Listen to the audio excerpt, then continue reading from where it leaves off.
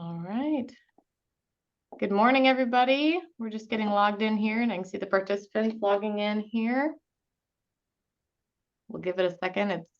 It's ticking up in participants by the second. So.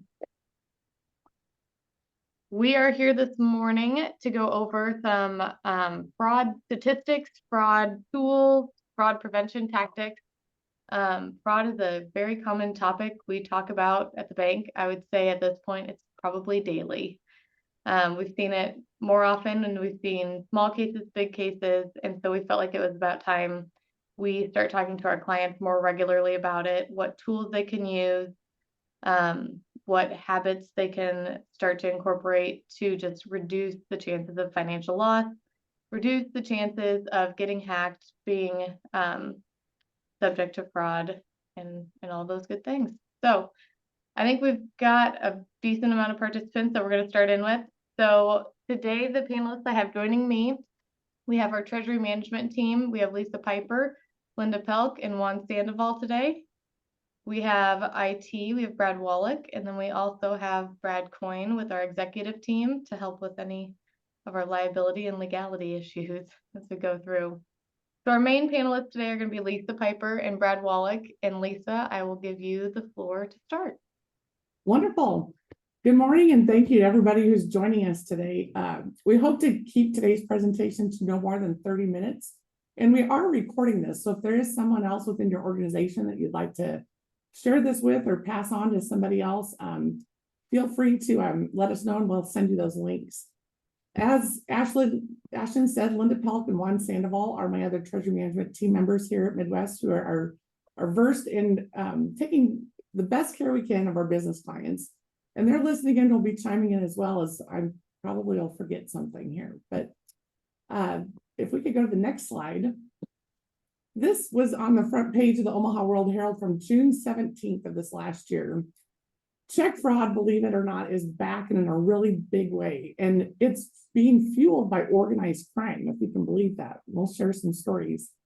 So it's forcing small businesses and individuals to take just additional safety measures. And as Ashton said, we're seeing incidences of things all the time. And we're having that conversation. Just want to start having that conversation on a broader scale with our clients.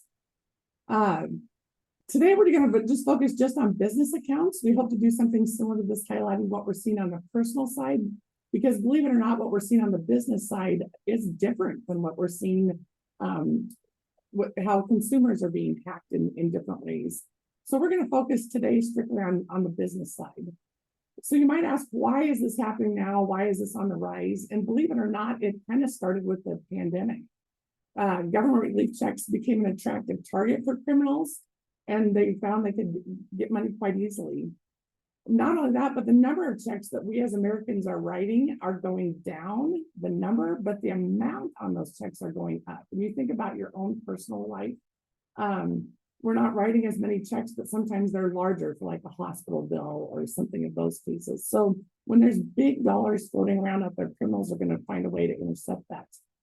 And these criminals are sophisticated. There was a case in Southern California this last year where they uncovered 60 people and arrested them on charges of committing more than $5 million in check fraud against 750 people. $5 million, 60 people. That was quite a side gig they had going on. But how are they doing this? They're literally fishing mail out of post office boxes. If you think of the old fishing game you used to play at bazaars. In many cases, they are actually even stealing the freestanding blue postal drop-off boxes.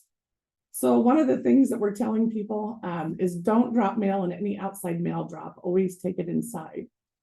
But once they find these checks in the mail, they perform what's known as check washing, where they use the information on that check and alter that check itself, or they print others with all the advanced printing mechanisms out there.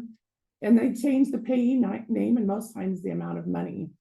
Just a little side story. I just watched a Netflix series called Painkiller, which was talking about the opioid epidemic going on. It was talking about how drug traffickers will find homeless people that have driver's license, and they'll get doctors that will give these guys prescriptions, and they'll take a group of these homeless guys in and get these prescriptions filled, and then they'll give the homeless guy a sandwich and they'll take those drugs and resell them. And honest to God, we are seeing that right now with check fraud. We had a case this last year where it was a business, a reputable business, a big business. Someone was presenting a check in our drive-through. The guy had a valid identification, but upon further research, investigation by our employees, this guy was actually a homeless guy from Lincoln that was picked up by somebody, drove to Norfolk to try and pass this check. So we're seeing this right now in Norfolk with check fraud. So this little slide here just talks nationally with some numbers that we're seeing. This last year, FinCEN is the, how do you want to say, the entity that all financial institutions report fraudulent behavior through. 608,000 reports of check fraud were reported to FinCEN last year. That's up from 350,000 the year before. That's a huge, dramatic increase. The U.S. Postal Inspection Service reported roughly 300,000 complaints of mail theft in 2021.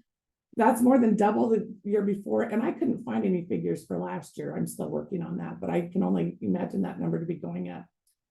We are seeing with the businesses that we're working with, our treasury management team, that businesses are actually starting to put a clause in their invoices and any new client contracts that they're asking for electronic payments only. And our businesses are all starting to move towards paying people with electronic payments only. And we will focus on that at the later part of our presentation when we talk about what we can do to help you within the bank. The other thing that we're seeing a lot on, Ashton, if you want to slip the next slide, is email fraud. And this is where criminals target your email. Sometimes you also refer to that as phishing. They either get you to click on something they sent you, and essentially they'll be able to take over your email account and sometimes your computer altogether. Then they have access to whatever it is that you're working on, banking information, emails back and forth. One of the most common things they do is create their own email that's really similar to yours, and then email the bank asking us to wire funds to such and such, which is actually them incognito. We've seen this several times over the course of the last year. But just so that you know, here at Midwest Bank, we have protocol in place. We would never, ever wire funds out without a personal phone call, as well as a selected personal identification number that we set up with you ahead of time. But we're seeing this a lot in addition to criminals that are getting into people's computers and just obtaining banking and login information, that type of thing. So this is just a slide. The FBI estimates that over $10 billion has been lost to email schemes since their inception in the last year alone. You can see that growing and growing. And so the next person that I'm going to turn the mic over to is Brad Wallach. Brad is our Vice President of IT here at Midwest Bank. And I always brag about Brad, say we have the best IT team in the world. But he's just going to share with you some of the things that Midwest Bank is doing behind the scenes, as well as some things that you can do within your own business to protect yourself at a greater level. Thank you, Lisa. Hello, everyone. Today, I'm going to go over a few things that we do here at the bank in order to protect our clients from fraud. The first thing I'm going to go over is our recent website upgrade and our transition from midwestbank.com to midwest.bank. You may have noticed that when we did upgrade our website, we had that URL change. So now if you go to our website, it's midwest.bank. So kind of what is the .bank? .bank is a gated domain. So basically it's kind of like a .gov or a .edu domain where you have to verify your identity before you're able to purchase that domain.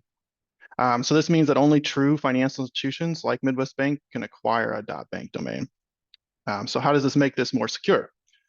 So all banks are verified and authenticated by a company called FTLD, which is the administrator of all the .bank domains.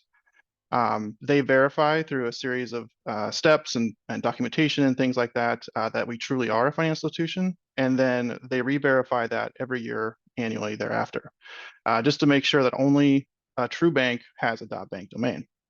All banks within the .bank using a .bank domain basically have to implement additional security requirements as well, basically to help secure their sites and our emails.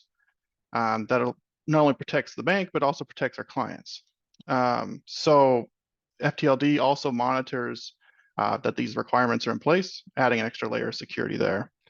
So kind of as a reference for all of our clients, when you see a .bank email from us, you can have a more confidence, more assurance that that email is truly from Midwest Bank and not a fraudster attempting to spoof one of our emails or use a similar email because only banks can get .bank emails and websites. So next slide, please. Contactless debit cards. So in early to mid 2024, Midwest Bank is going to be issuing contactless debit cards to all of our clients. These cards are known as the tap and go or tap and pay cards that allow you to simply tap your debit card against the payment terminal and complete your transaction. Not only is this a more convenient way of paying than the current method of inserting your card and waiting for it to transact, it's also a highly secure method. This is because each tap to pay transaction generates a unique one-time code that can't be duplicated by a hacker using a skimmer or other device like they can with, say, a magstripe debit card. So basically, these cards allow more secure communication that can't just be skimmed. You may have seen like wallet skimmers or things like that, or on gas pumps. This kind of helps prevent that fraud. So next slide, please. Fraud detection tools. So here at the bank, we utilize various fraud detection tools to help protect our clients. For those of you who log in with the personal login on our website, we use login monitoring software to detect any abnormal login attempts when attempting to sign into online banking. So what this means is we look for unusual activity such as login attempts from foreign countries, repeated failed login attempts, unusual devices attempting to log into your account, and other information, and we correlate this with your usual login activity in order to stop attackers from accessing your account. We combine this data with our MFA solution that prompts you for a code when a new or unusual login attempt is detected in order to try and prevent these attackers from accessing your account. Midwest Bank also uses various data analytics with regards to debit card transactions. By utilizing this information, we're able to detect unusual debit card activity and prompt our clients to confirm unusual or high dollar transactions before they're approved. You may have seen these with texts on your phone. You go to a store or something like that, and you conduct a high dollar transaction. You get a text from us saying, hey, do you want to confirm this is actually you before the transaction is authorized? So this is kind of just an extra safeguard that helps protect our clients from any fraudsters attempting to use their debit card for fraudulent purposes. Midwest Bank also uses monitoring services for scanning the dark web. You may or may not have heard the term dark web before. Basically, the dark web is a part of the internet that's made up of hidden sites that you can't find through conventional browsers. Hackers and fraudsters are notorious for using this space to sell stolen information and hacking tools. So Midwest Bank monitors the space for two main reasons. First is to detect any compromised debit card information that's been posted by fraudsters who are attempting to sell it. This allows us to proactively reissue debit cards to any clients whose card numbers have been exposed and say a third-party breach like the Target breach years ago, if you remember that one. It also allows us as an institution to monitor for any phishing websites set up by fraudsters where they're attempting to impersonate us as the bank to steal information from our clients. Utilizing this monitoring service and these tools, we're able to shut down any of these detected sites to try to prevent harm to our clients. Next slide, please. And so finally, I'm going to go over some general security tips you can utilize in everyday life and for your business. First one, just setting up an anti-malware, antivirus software in your computer and business. Pretty standard, pretty straightforward. A lot of us have been doing it for years. It's still good practice. These softwares help protect your computers against malicious software hackers trying to install ransomware or other viruses that can compromise your data. Another good recommendation is to set up all your devices to automatically update. Some of us have had bad experience with updates, so we're a little sensitive around updates, but in general practice, it's a good idea. There are software vulnerabilities and security issues found all the time. And the hackers are always on top of them. So as soon as they hear about a new issue, they are actively working to exploit that and get past that. So by enabling automatic updates on your phones, on your computers, and your tablets and other electronic devices, you can not have to worry about keeping up with that manually. and you can just have more confidence that your devices and your data is secure. Password suggestions. So password suggestions these days are getting a little tougher than they used to be. We recommend at least 12 characters. Longer is better. A lot of advanced tools these days, using AI and machine learning, that kind of thing, allow hackers and attackers to break shorter passwords in a much shorter time frame than they ever used to. So longer the better. Continue to utilize special characters, numbers, uppercase, lowercase letters. In part of that, recommend passphrases instead of passwords. So think of Jack and Jill go up the hill versus like a password one. That allows you to kind of create an easy to remember password by using a passphrase that's longer and makes it more secure. Next one is a tough one, I know, for all of us. It's using unique passwords for all accounts. The main reason for that is, as you've probably seen in the news, there's a data breach every day. And these companies, when their data is exposed and if the password for your account is exposed, you know, if you use that password across different accounts on the internet, especially for sensitive accounts, then those hackers will attempt to use that information across your various accounts. And if they have the same password, it allows them to really get in very easily. So we highly recommend using unique passwords for all your accounts, especially accounts that have sensitive information like financial information, things like that. This is made easier by utilizing a thing called a password manager. So you may have heard of these. Bitwarden, LastPass are common password managers. They allow you to use one tool that stores all of your username, password, login information in one place. It randomly generates passwords for you, long, strong passwords, and then stores them for you. You can have the application on your phone, on your computer, and it just shares all that information. Really makes it a nice handy tool for remembering all of the accounts that we all have these days, and strengthening passwords, things like that. Next, we'll talk about MFA. So we recommend utilizing MFA whenever possible. MFA stands for multi-factor authentication. It wouldn't surprise me if you run into this at one point or another already. Basically, this adds another layer of authentication on top of your username and password by typically sending you a token code of some kind via your text messaging or email, or having you approve a login via an app on your cell phone. By utilizing this second method of authentication, it really raises the difficulty for an attacker being able to get into your account immensely. Adds a great layer of protection. It just makes it a lot harder for attackers to get into your account. It's not impossible, but it makes it much more difficult, and it is a good layer. So recommend MFA whenever we can. Secure email. So in the course of business with the bank, you may be asked to send sensitive files for review, such as tax returns or other sensitive documents.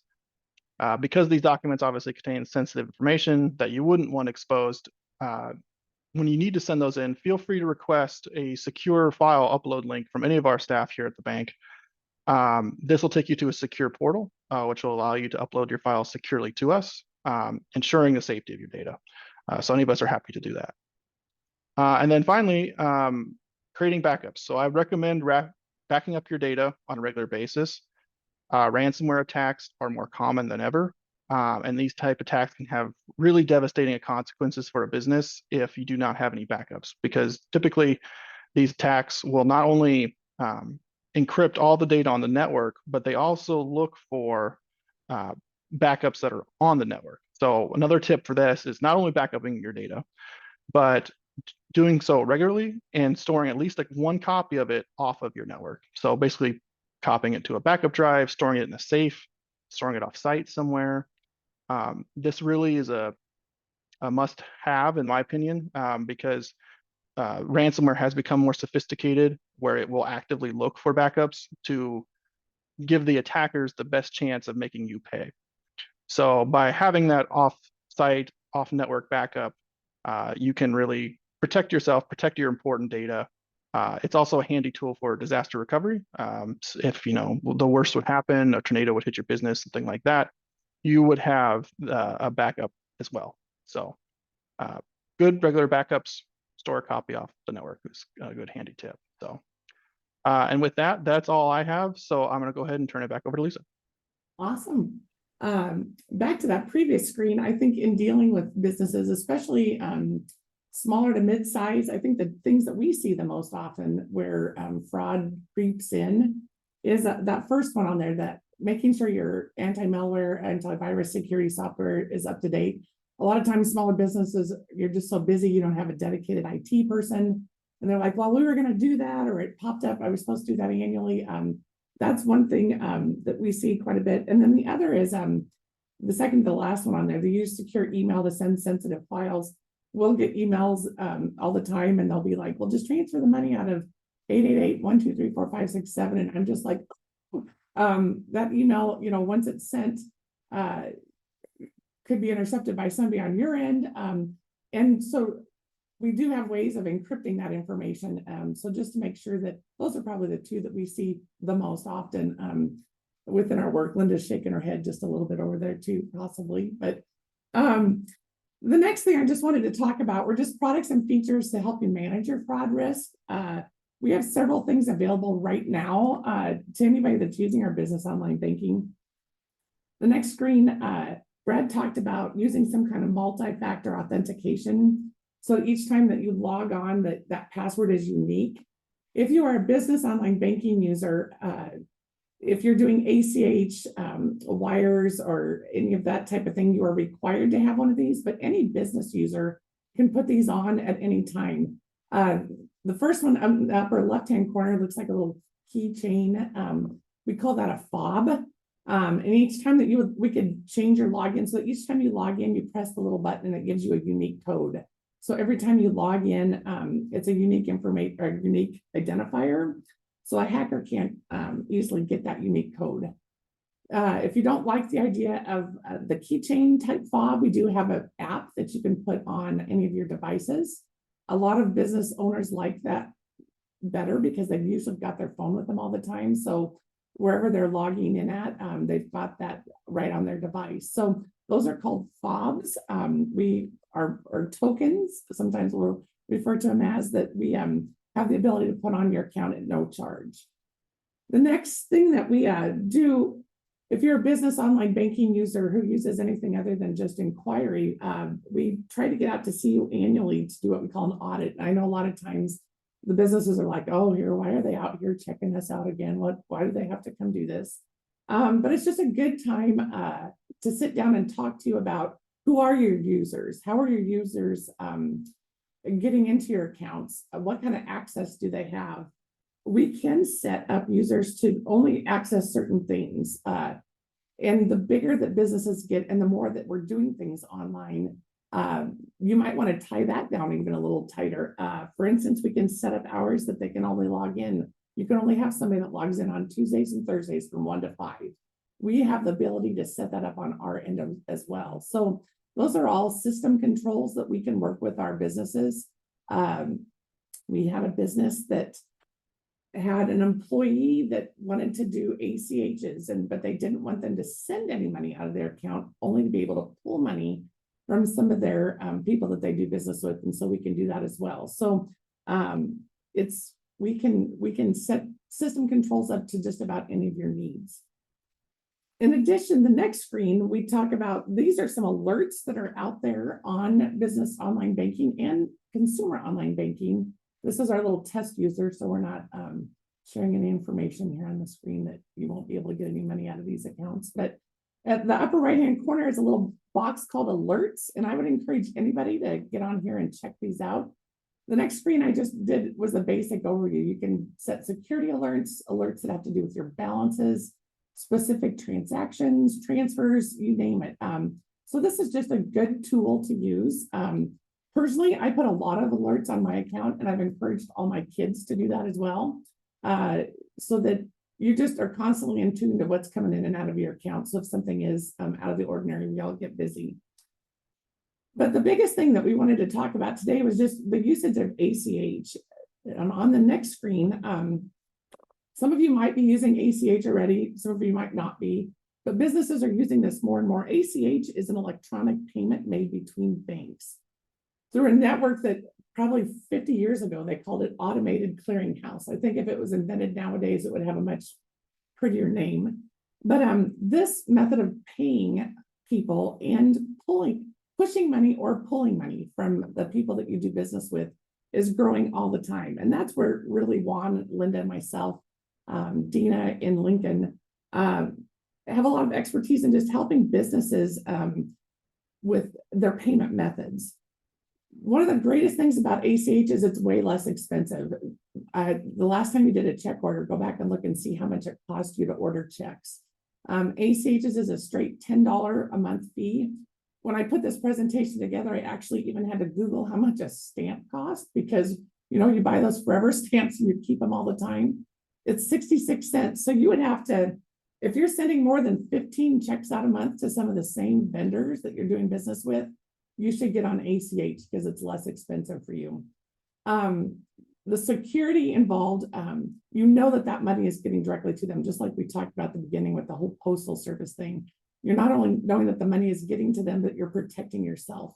And the speed at which it is done. When you input payments today, those payments go out right away. Tomorrow, the customer has their money, or you pull money from them. It's just very slick. Again, there's very low risk involved.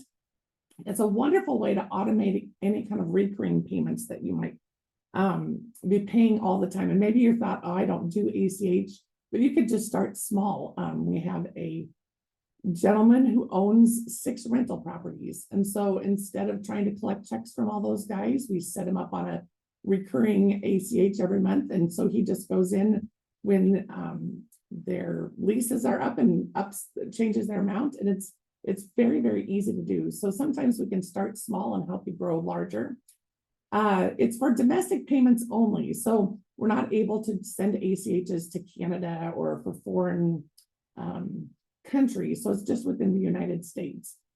And the one thing I didn't put on this slide is that our ACH system is just tied into our online banking, and it will talk directly to almost all of your accounting systems, QuickBooks, any of those kind of things. Quicken so that you can download transactions back and forth as well. It just works very, very easy. If at any time anybody has questions on how ACH could help your business, that's what we're here for. You let us know and we can show you a demo, go through how it would work for your business as well. And a brand new product that has just come online for us here at Midwest Bank is our next screen. It's called Positive Pay. And we've talked a lot about, I guess the question when it comes to fraud is if it's not if, but it's when it happens to you. And the bottom line is somebody needs to be checking. I check my bank account every day. And when we talk to businesses, we say that someone within your business needs to be checking your account every day, only because consumers are protected by regulations that have been passed. That consumers have up to 60 days from the date of fraudulent transaction might come through, that they can contact the bank and we can go through the proper channels to try and get them relief for that. Businesses are not protected in that same manner. So businesses are required to be looking at these things, and we need to know as a bank by about 11 o'clock a.m. the next morning if there's something wonky on your account. So where consumers are protected, businesses aren't. That liability falls back on you. And it used to be that you'd be able to look at your account and say, oh, check number 1234 was for $5,000 and that hit your account. Well, that's not the case anymore, because maybe I sent that check to Linda Pelt, but somebody fished it out and it came through my account, but it was made payable to Eddie Frank someplace else. So it's not just a matter of even just seeing if those transactions came through. So this is where Positive Pay comes in. It's another thing that is tied directly to our online banking. And when you issue checks, you upload the payee, the date, the dollar amount, and then it's uploaded into the system. And then our computer system will automatically just check them as checks come through. And so it'll check all those things. So like in this little short, very small example here, it would catch if a dollar amount was different. It would catch if a payee was different. And the next screen, you would just log in once in the morning or have someone designated within your business that would log in, and they would take those discrepancies, if there's any discrepancies that were found, and visually look at each one and say, okay, yep, that's okay to pay, or no, that's not okay to pay. It is, like I said, it's a function of our online banking system that we could turn on for you. There is a fee for that, but the fee is minimal compared to some of the losses that you're open to as a business. It allows you to easily upload your listing of checks. The computer will watch and compare this completely for you. So the next screen I kind of put on there just as I almost put the gal from Monsters Inc. that little lady that says always watching, but someone within your business really needs to be always watching your accounts on a daily basis. Like we said, it's not if, it's when. And we just at Midwest Bank want to partner with you in that to try and help you the best that we can. We've got the most up-to-date products out there to help you minimize fraud, to talk through ways in which you're managing your payments, and is there a better way to do that to minimize your risk. And with that, I would just open it up. There's any other comments from our panel or any questions from any of the attendees about what we covered today? Because we're right at a half an hour. If you have any questions, I think you can either put them in the chat, or if you raise your hand, I can let you through to talk. But yes, any other comments from anybody on our panel about what they've seen with fraud and what they recommend to their clients?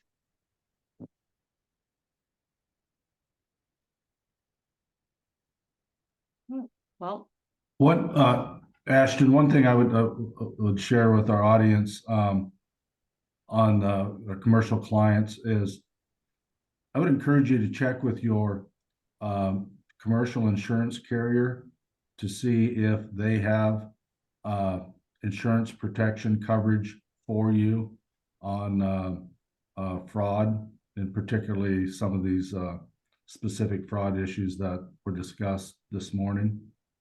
And also, make sure that you're aware of the terms and conditions of your account. It will address some of these things as well. yeah. I think everything we went over today is a really good starting point of protecting your business, knowing what we do for you, and also what you can do for yourself to protect your business. But fraud has a lot of aspects to it. We could go down multiple rabbit holes on different scenarios. If you've had fraud, what the process looks like from there. As always, feel free to pick up the phone and call us, and we can customize all of these products and habits to your business specifically. And if you've had fraud, the first thing you should do is give us a call, and we'll walk through that process with you. But it doesn't look like we have any questions, so I just want to thank our panelists for speaking today. And like I said, this will be recorded. It'll be on our website. If you have any questions and follow up, feel free to reach out to us at any of our locations. Thank you, everybody, for joining us today. Thank you, everyone.